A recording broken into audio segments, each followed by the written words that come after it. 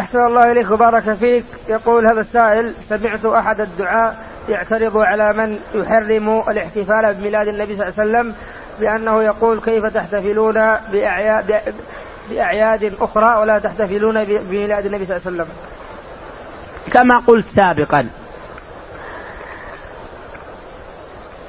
من لم يكن عنده حجة يتلمس ما لا حجة فيه.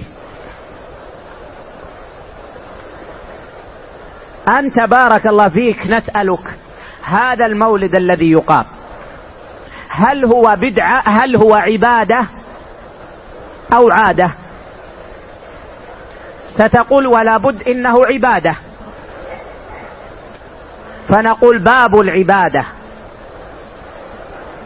هل فتح بعد محمد صلى الله عليه وسلم يشرع فيه من يشاء ما يشاء؟